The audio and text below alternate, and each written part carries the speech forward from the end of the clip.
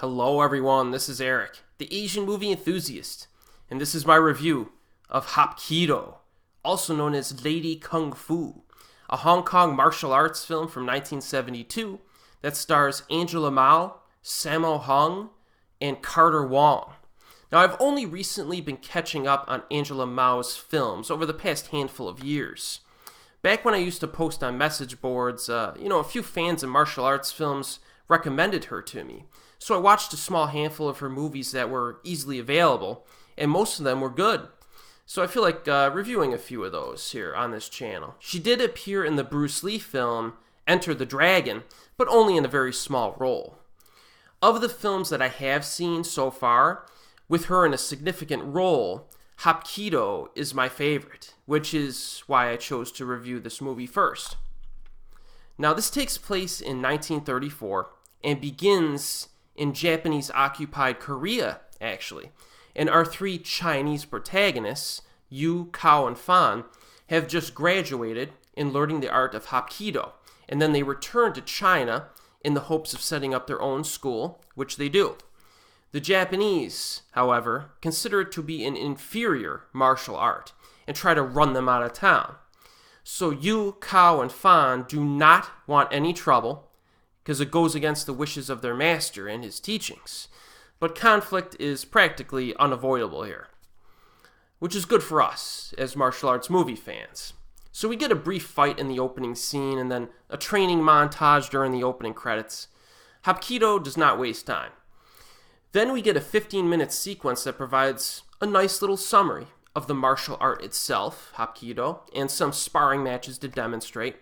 We are also introduced to our protagonists here. So we have Angela Mao. Her character is a talented student who can make good decisions in difficult situations. Carter Wong is a loyal character who goes with the flow and follows orders.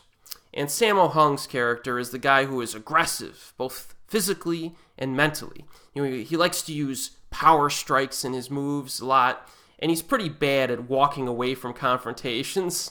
He'll usually just throw it down, you know what I mean?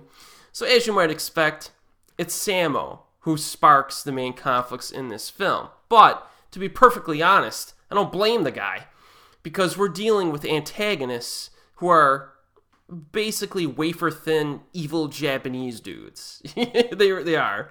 Yes, this film was made almost 50 years ago, but it has all of the mustache-twirling, evil Japanese stereotypes that we continue to see in some Hong Kong and Chinese films today.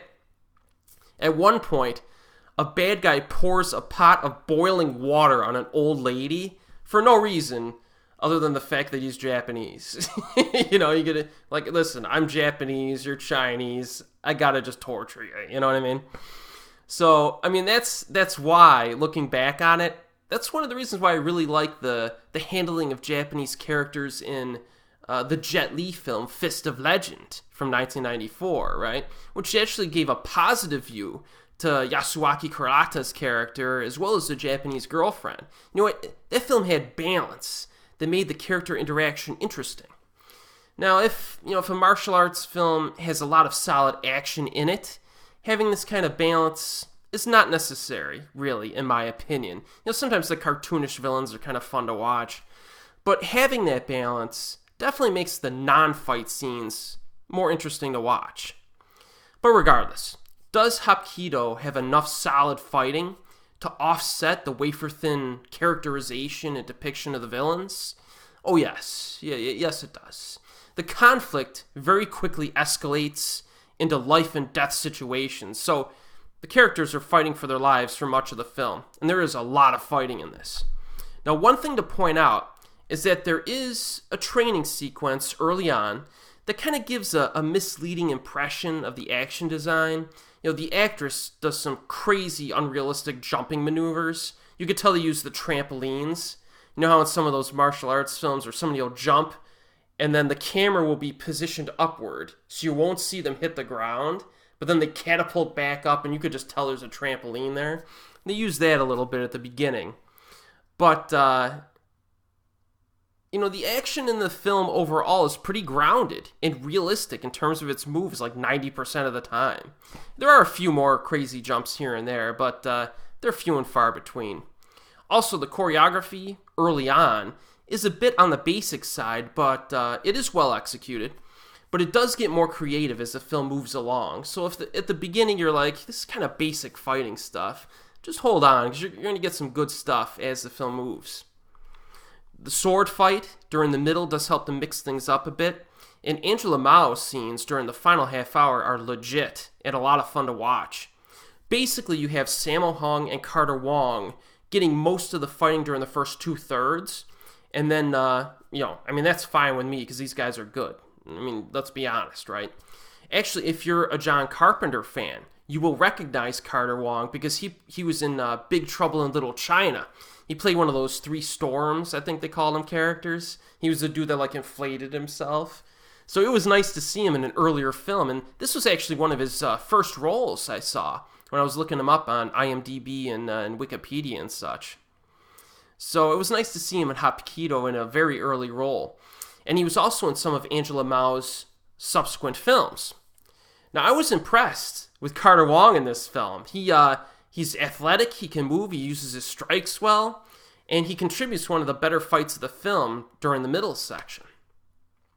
So Sammo Hung, the guy's awesome. We know this already. He gets to participate in multiple fights, so that's a good thing. So Hapkido, in general, has a handful of one versus many battles. This movie likes its one versus many battles. In fact, I would say there's more one versus many battles than there is one-on-one duels. But the thing is, these types of battles in this film use some wide camera angles and extended edits. So there are times where these actors need to take down 3 or more opponents consecutively with no cuts or editing involved. So, the camera just kind of sits there and maybe just shifts a little bit left and right to keep things in frame. It's not easy to pull off. There had to have been quite a bit of rehearsal time and rehearsals here to pull this off. Because, if you're a director trying to shoot a scene like this and somebody misses a punch or a kick, it's like, all right, cut, let's redo it. You know what I mean? They don't just edit around it. So that's pretty impressive. I was impressed with that here. Another thing I noticed is that Hapkido feels more like a modern martial arts movie when compared to some of the other classic action flicks from the same era.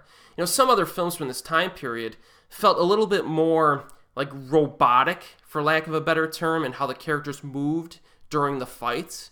Heck, even Master of the Flying Guillotine, which I very much enjoy, had more of those brief robotic pauses, between the hits. Like some of you'll hit, there'd be a brief pause and then a hit and a brief, they're a little bit robotic.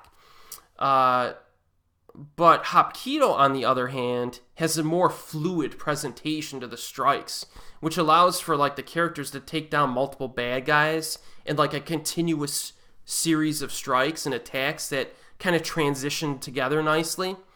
So some of this might be due to the style of the martial art itself, but regardless, you could take most of the fight choreography in this film, drop it in a modern martial arts film, and it would work. Most of it would work really well. So it's just something I noticed. So yeah, Hapkido is another martial arts film from the 70s that I recommend. There's tons of these movies that are fun to watch, and I actually look forward to continuing my exploration of this time period, because there's a bunch out there that I haven't even seen that I'm sure are going to be pretty enjoyable. So this is actually currently available on Region 1 DVD. It's also on Amazon streaming in the United States, and there's a dubbed version on YouTube for you. And as always, we'll see you next time.